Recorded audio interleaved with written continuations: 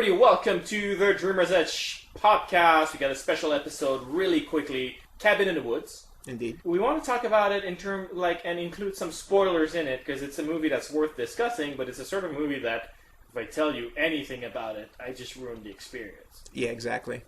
So, I'm sitting with... Nicholas. I write video game reviews for thedreamersedge.com. And I'm Dimitri, webmaster of thedreamersedge.com, and we're here to review Cabin in the Woods, completely and utterly spoiler-heavy. Indeed. Well, before we go into spoilers, we should say if you want to watch the movie, and you should, because I think we both recommend this movie, you should just stop this podcast right now, go watch the movie, and then come back and listen to the end of this podcast. Absolutely. Yeah. If you want to know whether or not you like the movie without getting into too much spoilers, we have the written review on the site, dreamersedge.com. But from this point out, right now, if you haven't turned off your machine or your browser, changed pages... Turn off your machine is a little extreme there. Just yank the cord out of the wall. No! Actually, if it's a laptop, has a battery, it doesn't even work. A little synopsis just for form. It's 5 teenagers. They go on what they think is just a weekend in a cabin in the woods. What it turns out is they were tricked into going there, and it's actually a ritual sacrifice to keep a god satisfied so that he doesn't destroy the world. The sacrifice involves, of course, not just the killing of them, but, a ritual killing. Yeah. And the ritual essentially involves them going through the cliches and conventions of a horror movie. Exactly. All right. How'd you feel about the movie? Actually, I didn't know what kind of movie it was going in there, so I was very surprised. I didn't know what exactly was going on there with, the scientists there. It's like, are they just trying to make, like, the best movie ever, and that's why they have these guys there? What's happening? And, well, the teenagers were dying. I was like, this is kind of hard to find humor in what's happening. I mean, the other time, I thought it was very weird. Once you start understanding what's happening, it becomes quite enjoyable. And I thought it was something weird happening, because when it goes to the horror movie things, it's a horrible horror movie when you think about it. Oh, it's really bad. It is so predictable. It's not only predictable, it lets you time to think about this is going to happen now. Like, yeah. We're safe. Pause. 1 second, 2 seconds, 3 seconds, and then somebody gets stabbed, and you're like, yeah, okay, this is very, very bad. But the whole joke is that, it's what's happening with the people that are trying to cause a sacrifice, and that was hilarious. Yeah, I agree with you. It's the basic idea is you got two parallel narratives going on at the same time. You have the kids sort of going through that very cliched and, like, let's face it, a really bad horror movie. It's even the monster they pick is deliberately a really bad idea for a monster. Yeah. And meanwhile, you got these workers sort of organizing stuff. And when we mean organizing stuff, well, you've seen the movie presumably, but still, we're talking about, like, releasing pheromones to enhance the sexual atmosphere. But it's their sarcastic comments that, like, they're so jaded about it. And that's what works in the movie. Like, their scenes are freaking hilarious. Bradley Whitford is just such a funny actor. Yeah. He spends most of the movie bemoaning the absence of a merman, and that had me cracking up every time. Yeah. It's not even the line that's funny, it's just the way he does it, because he seems generally sad about not having I know, he really wants this merman, and you have the security guard that's there that's looking at this like, these people are so, ugh. And of course, they represent to a certain degree the filmmakers, and also at the same time the audience. Yeah, I think the audience there of a typical horror movie for me. Yeah, that you expect things to happen, it has to be that way, and in that way it was great. And that's where the Amy Acker character is hilarious as well, because she's there as the typical girl going like, I can't believe you watched this trap and this, but that's the same time she's watching it. Yeah. She's just a big hypocrite. Indeed. Having said that, I want to talk a little bit about what the ultimate message of the movie is, because it feels like a rather big condemnation of the horror genre. Yes, it does, actually. I saw it that way. Yeah. It's a weird movie that has so many horror movie references. You'll find, like, shots that are sort of almost lifted from The Strangers. The cabin is, of course, the cabin from Evil Dead. They get near the water, and the dock looks exactly like the dock from Friday the 13th. Okay. One of the monsters is clearly a Cenobite from Hellraiser. All these references, and they're obscure references that only, true blue horror fans are going to catch.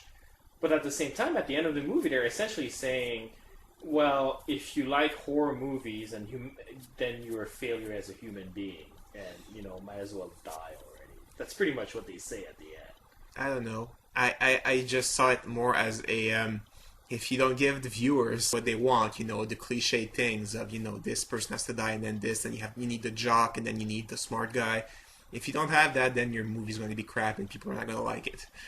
That's more how I saw it. Okay, I see that definitely. I was more referring to the idea that the two heroes that survive. Yeah. They're like, if this is we need to survive, then the hell with humanity. And it felt to me like if you need horror movies in your life, then the hell with you. I could say as being if you need the horror movies to have those same cliches of those five, you need the hot girl to die and then the jock, and then if you really need that for your movie to be for you to be happy with the movie, then screw you. That's a very different take. Okay. And mind you, my take is maybe a little bit biased by my knowledge of how Joss Whedon, as general who co-wrote the film, feels about horror movies. He's spent his entire public career denouncing them. Really? Yeah. I mean, when he made Buffy the Vampire Slayer, he insisted that he did it to sort of show up the horror genre that's fundamentally misogynistic, because Joss Whedon is a very strong and vocal feminist. Okay. And, I wanted to create this character who's supposed to be the dumb blonde in horror movies who always gets killed, but she's actually strong and smart and has all these ideas, and take that misogynistic horror movies. Okay. Except that, Buffy the Vampire Slayer, the TV show at least, came in 97. The movie he wrote that didn't really turn out the way he wanted was in 94. Yeah. Ever since Halloween, where the slasher was born, which is what he's making fun of, the protagonists have all been, women. Yeah. Laurie Strode is a girl. Nancy from Nightmare on Elm Street is a girl. Yeah, but they're also being victimized, though. But they're strong women. That's true. Like Nancy from Nightmare on Elm Street in particular. How does Nightmare on Elm Street end? It ends with Nancy kicking Freddy's ass, literally. Okay. She actually beats him up. All right. So, I always felt that he often denigrates horror without fully understanding it, or at least having an understanding of it that's a little bit like 15, 20 years behind. Okay. Another example of this, he called out Roland Hoffey for making the film Captivity, based on its trailer alone. Joss Whedon never actually saw the movie. Oh, that's lame. Yeah, I hate when people do that. It's like, if you're going to call somebody a failure as a human being, which is what Joss Whedon did. First of all, as a public figure, that's, whatever you think of Roland Hoffey's choice as a filmmaker, not as a person, but as a filmmaker. Yeah. Like, Roland Hoffey's children are going to read that because you're a public figure. And you just called him a failure as a human being. Yeah. That's what's typically known as a dick move. Indeed. And the trailers for the movie Captivity, which admittedly are bad trailers, is you see this woman being tortured, and she by like torture porn style, like Saw movies. Yeah. And she's like, "I'm sorry," and the killer doesn't care and kills him. And like Joss Whedon's head just popped. And was like, "What is she sorry about? It's like the movie's trying to make women apologize for being women. That's disgusting." Blah blah. And I'm like, well, no. That even from the trailer, you shouldn't get that. You should get that this is a crazy killer monster who wants women to apologize for things she doesn't need to apologize, and he's the bad guy, so you shouldn't agree with him. Yeah. That's a good point. And the irony is that if you actually watch Captivity, which I'm not suggesting is a good movie, it's not. Okay. But the message of the movie is very clear. He's created a killer that sort of represents modern misogyny and the way it sort of inserted itself even in contemporary relationships. That the idea that sexism still exists today, and women are still being oppressed in casual relationships, if you will. Yeah. And that's the basic idea of Captivity. I don't want to say more because if you want to see the movie, it's very easy to spoil as well. So okay. So he's accusing this director of being a misogynist because he's talking about misogyny in his movie, and that to me is sort of like reflects a fundamental misunderstanding of the horror film. Whereas just because you talk about a topic in a horror movie doesn't mean you approve of it. Usually it's because you disapprove of it in a horror movie. Having said that, here's Joss Whedon. He's making this horror movie, and he's advertised it for the better part of 2 years as a loving hate letter to horror movies. Okay. The horror movie that's gonna kill all the other piece of trash horror movies, I think is, I'm paraphrasing, but that was pretty much what he said. Really? Yeah. So I came in with, sort of that mindset coming in, going Okay. like, okay, how is he going to denounce horror movies? And for the record, I think he's doing it with a lot of wit and charm, and so I still think his movie's good. But I do think that it is a condemnation of horror fans. Knowing that, yeah, that's kind of lame. I mean, we're horror movie fans that went to see his horror movie, and that's what he's thinking. That's kind of, I just go ahead and say fuck you. You just show up in front of the camera when the movie's over and just say fuck you. That's the feeling I got, and it's a weird thing because the more you get the jokes in the movie, the more of a horror fan you are, the larger the middle finger Whedon is giving you is, You're a huge horror fan, so I have to ask this now. Any horror movie have a unicorn in it, in them impaling people? No. Okay. No, I've never found one. I thought that bit was hilarious. Yeah, indeed. Because, in that room you see monsters that are from real movies. Like the kids with the baby mask are from The Strangers. Yeah. The guy with the blades on his head and the little spheres from Hellraiser. You got Anaconda. Yeah. Arachnophobia as well. Like, it. All from real movies, but no, the unicorn I can't really spot. Unless he's making fun of the white horse in Halloween 2, but Rob Zombie's Halloween 2. Okay. Because there's a white horse figure that keeps appearing over and over again in that movie, and all the fans of Halloween who generally dislike Rob Zombie's Halloween 2 actually like it a lot. Yeah. But they're like, what's with the horse? And every time I'm like, I don't know. I don't know. So I guess we need to ask what's with the unicorn. But you mentioned that it's a bad horror movie that the five kids are living through. And I'm wondering if a lot of it is because Joss Whedon doesn't watch horror movies because he hates this shit so much. Okay. And Drew Goddard seems to come from the same background, so they're sort of imitating a horror movie without having really understood them. You know what I mean? Yeah, but it's all like the cliches of trying to use a jump scare, but letting so much time for the audience of realizing the jump scare is going to be there. Yeah.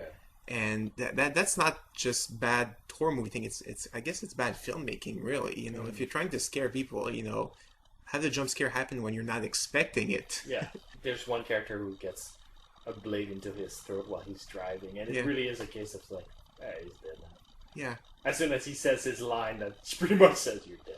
Exactly. Even at the jump scare when they meet the gas attendants guy at the beginning, and the guy's he's there and he's walking backwards, and it's like, okay, well, it's gonna happen now, but no, not even there. He has time to like turn around and look around again, and then afterwards the jump scare. You're like, come on, Yeah, I think it's bad suspense filmmaking because they're not creators who care about that stuff. I guess so.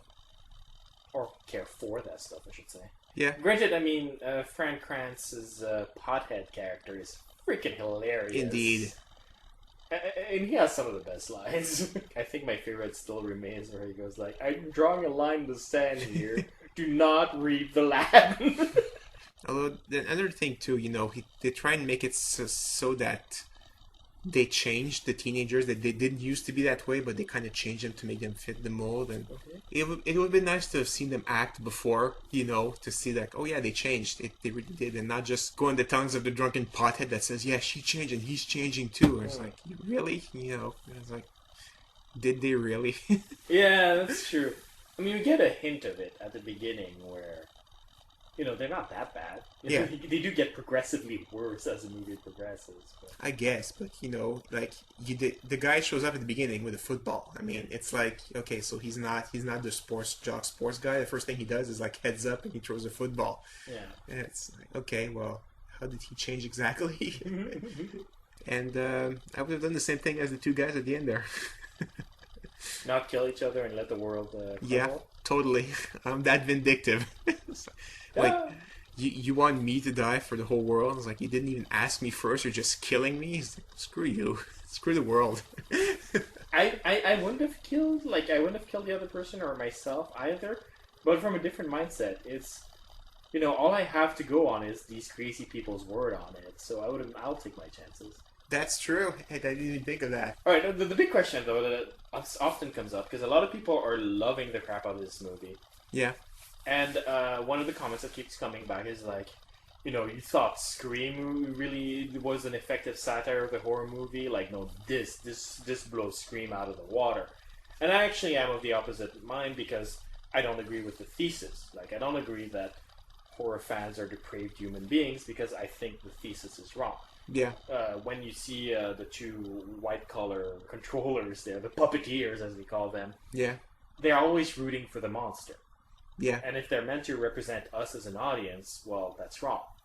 A horror fan roots for the survivors. That's why Halloween H2O is the highest grossing Halloween sequel of all time. And what does it do? It features the return of, not Michael Myers, Laurie Strode. The Scream movies, they keep changing the killer, but it's always Sidney, Dewey, and Courtney Cox as Gale, Because we love those heroes. That's true.